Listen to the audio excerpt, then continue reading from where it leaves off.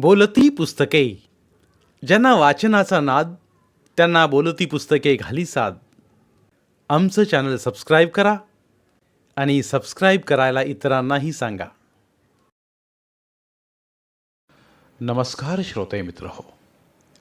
बोलती पुस्तके सादर करत आहे ज्येष्ठ साहित्यिक जयवंत दळवी लिखित कादंबरी अभिनेता. प्रकरण 10. बऱ्याच दिवसांनी मनू शिवानंदाच्या घरी गेला. शिवानंद बाहेरच्या बाकड्यावर प्रेतासारखा पडला होता. अंगावर एक पातळ अर्धी चड्डी आणि बनियन. या बनियनला फारसा अर्थ नव्हता. अंग झाकायला त्याचा उपयोग होत नव्हता. गळ्याचं एक आणि हाताची 2 अशी 3 भगदाड भरमसाठ मोठी होती. त्यातून त्याचं सगळं शरीर दिसायचं. पुन्हा तान्हानं करपून गेलेलं. त्याला शुद्ध नव्हती. तो मोठ्यानं घोरत होता. डोळे अर्धवट उघडे होते. पण तो तिथं पडला होता याचं कुणालाच काही सोयर सुतक नव्हतं. एखादं बोचकं कोणीतरी तिथं टाकलं असावा तसा तो पडला होता. रेखा घरच्या वेशात होती. मनूला बघून पुढं आली आणि समोर बसली. शिवानंद पडला होता त्याच्या शेजारीच अंग सैल करून बसली. बऱ्याच दिवसांनी आलात? ती मनूला म्हणाली. हो, हल्ली यायला वेळच झाला नाही. शिवाय इथं यायचं म्हणजे. बोलता बोलता तो चाचरला. शिवानंद अशा अवस्थेत असतो की इथं येणं नको वाटतं असं त्याला म्हणायचं होतं, पण ते आधीच ओळखून रेखा म्हणाली. काय करायचं, आपलं दुर्दैव म्हणायचं आणि गप्प बसायचं. मला तर आता याचं काही वाटतच नाही. यांचं अस्तित्व विसरून मी माझ्या कामाला लागते. बोलता बोलता ती पाय हलवू लागली. तेवढ्यात शारदा धावत आली आणि तिनं तिच्या मांडीवर थपकल मारली. तिला पाहून मनूला हसू आलं. ती संपूर्ण नागडी होती. आता ती 5-6 वर्षांची झाली होती आणि वयाच्या मानानं थोराड दिसत होती. मांड्या कुल्ले वगैरे जबरदस्त होते. आणखी 2-4 वर्षांनी ती मोठी बाई दिसली असती. मनूच्या पुढ्यात ती नागडी आली, पण रेखानं तिला दटावलं नाही. तिचा नागवेपणा सर्वांच्या अंगवळणीच पडला होता. तिचे डोळे आणि कपाळ ठळकपणे मंजुनाथची आठवण करून देत होते. तुमचा शंतनू कसा आहे? रेखानं विचारलं. बरा आहे की. एकदा घेऊन या ना मीराला इथं. हो हो, हे यायचं किती दिवस चाललं आहे असं तो म्हणाला, पण ते उगाच. शिवानंदाचं घर आणि मंजुनाथचं घर दोन्ही घरी जाणं मीरा टाळायची. रेखाचं तोंडही बघावं तिला कधी वाटत नसे. फक्त तिथं भेटण्यासारखी म्हणजे रमाबाई. दरवाजा उघडा होता. तेवढ्यात दरवाजात येऊन एक व्यक्ती उभी राहिली. 65 ते 70 वय असावं. प्रकृतीनं खंगलेली, गालफडं बसलेली, डोळे काहीतरी नवल पाहत असल्यासारखे विस्फारलेले, ओठ मिटलेले, पण ओठात चौकस हसू. दोन्ही खांदे कानाकडे वर सरकलेले, मध्यम उंची. कोण? त्यांच्या दिशेनं मनूचा पुढा होता. त्यानं विचारलं. ते काही बोलले नाहीत. एक पाऊल आत आले. रेखानं मागं वळून पाहिलं. तिनंही पहिल्या क्षणीच ओळखलं नाही, पण दुसऱ्या क्षणी ओळखलं. एकदम तिरस्काराची भावना तिच्या चेहऱ्यावर उमटली. ही पिढा आज कुठे आली? मनूच्या कानात पुटफुटल्यासारखी ती पुटफुटली आणि उठून आत आली. ती आत येता येता रमाबाईंनी चौकशी केली. कोण ग? बापूराव. एवढंच थुंकल्यासारखी ती बोलली आणि आत गेली. आग लागो तोंडाला, इथं कशाला आलाय? असं रमाबाई फडफडत म्हणाली. बापूराव अगदी सराईतासारखे सहजपणे आत आले आणि एका कोचावर बसले. त्यांच्या हातात पत्र्याची आखूड बॅग होती. ती त्यांनी बाजूला ठेवली आणि मनूकडे पाहिलं. ओळख असल्यासारखे दाखवी ते मनूकडे बघून हसले. ओठ गच्च आवळून हसण्याची त्यांची चमत्कारिक पद्धत होती. त्यामुळे चुंबनासाठी ओठ पुढे करावेत असं त्यांचं तोंड दिसलं. हसताना डोळे आणखी विस्पारले होते. डोळ्याभोवतीच्या सुरकत्या सूर्यकिरण फाकल्यासारख्या दिसत होत्या.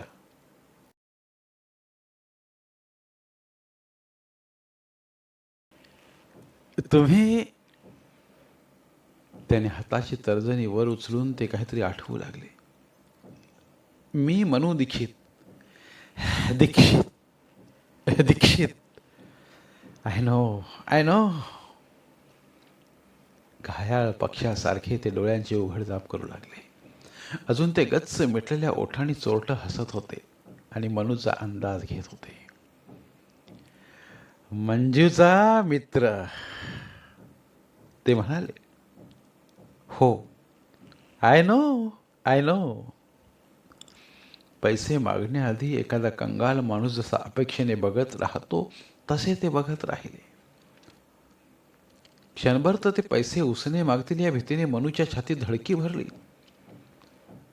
पण त्यानेही काही मागितलं नाही. मंजू भेटला होता? हो, भेटतो वारंवार. बरा आहे? उत्तम, आनंद आहे. तुम्हाला त्याची पत्र वगैरे? कधीच नाही. आमचा तरी पत्ता एके ठिकाणी कुठे असतो. आता कुठनं आलात? गाणगापूर. एवढं बोलून विस्फारल्या डोळ्याने ते मनूकडे बघत राहिले. आपण सांगितलेलं मनूला खोटं वाटलं की काय याचा अंदाज घेत पाहावं तसे पाहत राहिले. गाणगापूरला वृद्धाश्रम आहे, धर्मशाळा. आपल्याला सगळं चालतं. हसता हसता त्याने दोन्ही खांदे कानाच्या पायानं चिकटवले, पण हसताना त्याने एकदाही तोंड उघडलं नाही. तंबाखूच्या गोळीसारखं तोंडात काहीतरी होतं आणि ते सारखं चघळत होते. रेखानं दोघांसाठी चहा आणि फराळ आणला. तसे उठून हातपाय धुवायला बाथरूममध्ये गेले. वय झालं होतं, पण हालचालीत स्प्रिंग बसवल्यासारखा चटपटीतपणा होता. त्यांची पाठ वळताच रेखा म्हणाली, आता चपात्या बडवून माझे खांदे मोडणार. एका वेळेला 8-8 चपात्या खाणार. हा एवढा भात जेवतील? तिनं दोन्ही हात पसरले. हे सांगताना तिनं आवाज मारला नाही. ती मोठ्यानं म्हणाली. बापूरावाने ऐकावं अशी बहुधा तिचीही इच्छा असावी. खाणार म्हणजे काय? खातील खूप. आपण वाढायच्या नाहीत एवढ्या चपात्या. काय करतील? करून करतील काय? मग बरे तोंड घेऊन जातील. रमाबाई तुष्यतेने म्हणाली, तुमच्या मित्राला म्हणावं तुमच्याकडे नेऊन ठेवा. मंजुनाथकडे? हो. काय झालं? एवढा मोठा बंगला आहे. कुठं तरी एका खोलीत राहतील. घरी आचार्य आहे पोळ्या लाटायला. तेवढ्यात तोंडावरचं पाणी निपटत बाबूराव आले. तोंड पुसायला त्यांना कोणी नॅपकिन दिला नाही. हात रुमालानं तोंड खरवडत ते आले. रेखाचं बोलणं त्याने ऐकलं असावं, पण त्यांच्या चेहऱ्यावर कसलाही फरक दिसला नाही. ते निगरगठ्ठपणे बसले आणि फराळावर हात मारू लागले.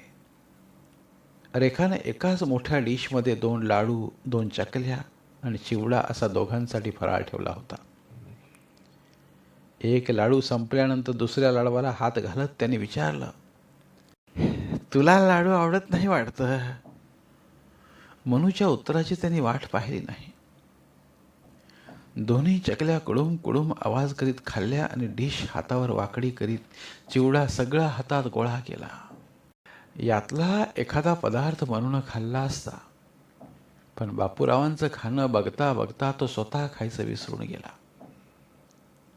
बराच वेळ ते रुचीनं चिवडा चघळत होते. रेखा त्यांच्याकडे बघत प्रतिक्रियेसाठी मनूच्या तोंडाकडे पाहत होती. तेवढ्यात छोटी शारदा धावत बाहेर आली. शोध, आत चल. रमाबाई तिच्या अंगावर खेकसली. ती पटकन आत पळाली. रमाबाईनं त्या पोरीला बापूरावापासून दूर पिटाळलं हे मनूच्या लक्षात आलं. बापूरावांच्याही लक्षात आलं असावं, पण त्यांच्या चेहरेपट्टीत कसलाही बदल नव्हता. एकाच विशिष्ट पद्धतीचं हसू तोंडावर होतं. काही वेळानं त्यांचं लक्ष शिवानंदाकडे गेलं. हा कोण कोण झोपलाय? त्यांनी शिवानंदाला ओळखलं नाही. त्याचं तोंडही बावळ्यात खुपसलेलं होतं, त्यामुळे ते दिसत नव्हतं. या कपड्यात शिवानंद दिसेल इतका मरतुगडा झालेला असेल याची त्यांना कल्पना करता आली नाही. शिवानंद म्हणून सांगितलं.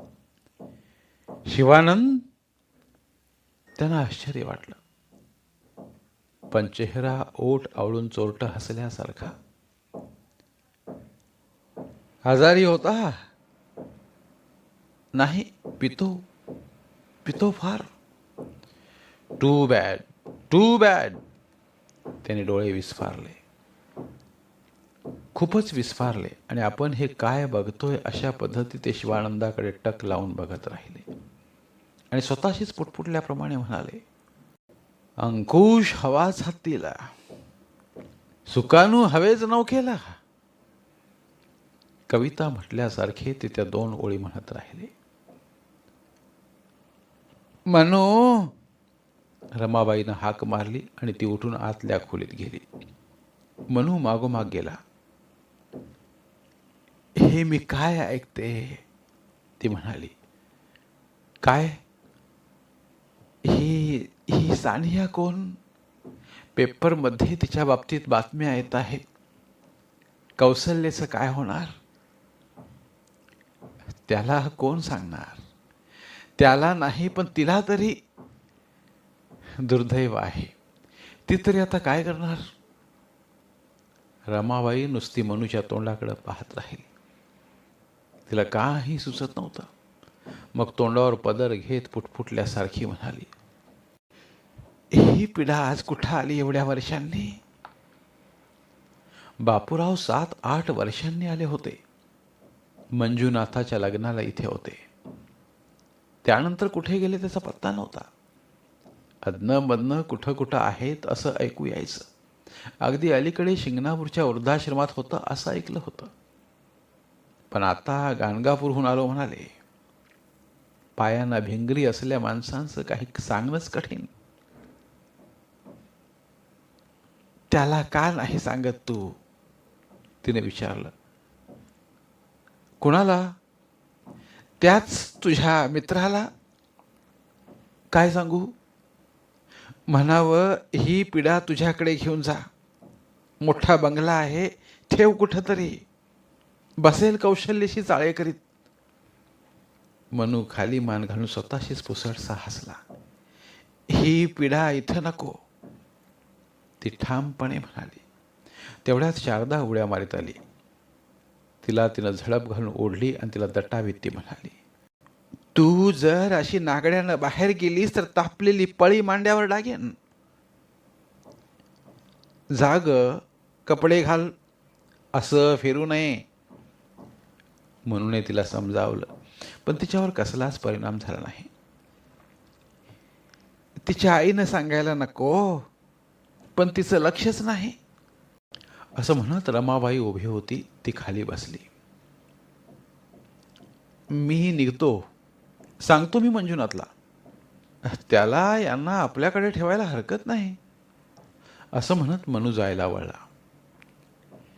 ये परत, येत जात राहा, रमाबाई म्हणाली. 2 दिवस झाले बापूराव घरी बसून होते. विस्फारलेली नजर भीर फिरवी ते सर्वांना पाहत होते. रेखा बाहेर आली की तिला चिकटलेल्या नजरेनं पाहत होते. ती आपल्या केबिनमध्ये गेली तरी बराच वेळ केबिनच्या दरवाजाकडे एकटक बघत. शिवानंद बाहेरच्याच खोलीत झोपला होता. मध्येच तो अंग हलवून एकदम उठून बसला. त्यानं डोळे चोळले आणि सभोवार पाहिलं. गेल्या 2 दिवसात त्यानं प्रथमच डोळे उघडले होते. बापूराव त्याच्याकडे अपेक्षेने पाहत राहिले, पण त्याचं धड लक्ष नव्हतं. शिवानंद, त्याने हलकेच हाक मारली. त्यांना त्याच्याशी बोलायचं होतं, पण त्यानं वळून पाहिलं नाही. शिवानंद, त्यानं वळून पाहिलं. त्यानं बापूरावांना ओळखलं की नाही ते कळलं नाही. कसा आहेस तू? How are you my son? तो त्यांच्याकडे तारवटलेल्या नजरेने बघत होता. I am Bapurao, your father, असं म्हणून त्याने आवळून घेतलेल्या ओठांनी हसण्याचा प्रयत्न केला. डोळे विस्फारलेलेच होते. दोन्ही डोळ्यांभोवतीच्या सुरकुत्यांची प्रभा आकुंचित पावली. बेटा, ते पुन्हा म्हणाले. तो काही न बोलता उठून उभा राहिला. त्या सरशी त्याचा तोल गेला. दोन्ही हात एकमेकात गुंतवून त्यानं अंग पिळवटलं आणि आळस दिला. घाईघाईनं संडासात गेला. बराच वेळ ते संडासाच्या दिशेने बघत राहिले. थोड्या वेळानं साखळी ओढल्याचा आवाज आला. बापूरावांच्या नजरेत अपेक्षा वाढली. तो बाहेर आला. तोंडावर पाणी मारलं होतं. ते तोंडावरनं हातावरनं गळत होतं. अस्वलाच्या हातासारखे हात धरून तो थोडा वेळ तसाच उभा राहिला. बापूराव उठून त्याच्याजवळ गेले. म्हणाले, शिवानंद, आय एम बापूराव. इकडे बघ, इकडे बघ. मी बापूराव, युअर फादर. मग थांबून म्हणाले, कॅन यू स्पेअर 10 रुपीज? 10 रुपयांची गरज होती. या सगळ्या बोलण्याचा शिवानंदावर काही परिणाम झाला नाही. तसेच अस्वलासारखे हात धरून तो बाहेर गेला. तोल जात होता, पण त्याच्या जाण्यामध्ये वेग होता. तेवढ्यात कुठंतरी बाहेर जाण्याच्या तयारीनं रेखा बाहेर आली. तिनं केबिनच्या दरवाजाला कुलूप घातलं. ते बापूरावांच्या लक्षात आलं. ती पर्स खांद्यावर टाकून वळता वळता बापूराव म्हणाले, रेखा, एक 10 रुपयांची निकड होती. मंजूकडे जातो प्लीज. मंजूकडे जातो म्हणताच कटकट एकदाची जाईल तर बरी, असं मनातल्या मनात म्हणत तिनं 10 रुपयांची नोट दिली. पत्ता? तिनं कागदाच्या एका चिटोऱ्यावर मंजुनाथाचा पत्ता लिहिला आणि चिटोरा त्यांच्या हाती दिला.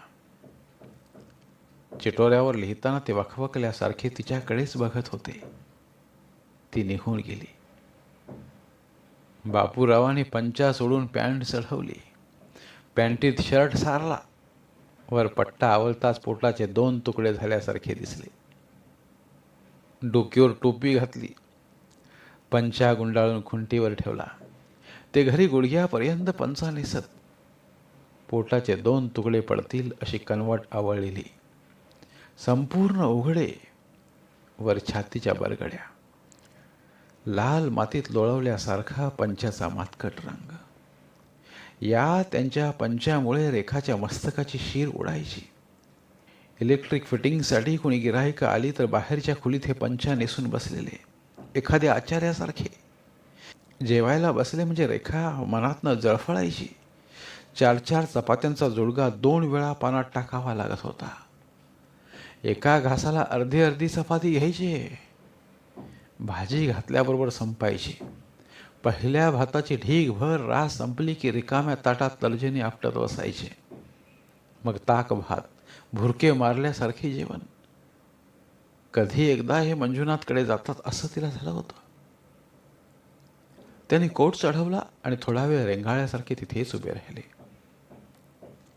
तेवढ्यात बापूराव काय करताय ते पाहण्यासाठी रमाबाई बाहेर आली, पण तिनं त्यांच्याकडे पाहिलं नाही. रमा, त्याने हलक्या आवाजात हाक मारली, पण रमाबाईनं दुर्लक्ष केलं. मी मंजुनाथकडे जाऊन येतो असं ते म्हणाले. पण त्या क्षणी रमाबाई तिथं नव्हतीच. ते तिथल्या तिथं थोडा वेळ चुळबुळले. रमाबाई गेली. त्या दरवाजाकडे काही क्षण बघत राहिले आणि मग बाहेर पडले. धन्यवाद. उर्वरित कादंबरी पुढील भागात.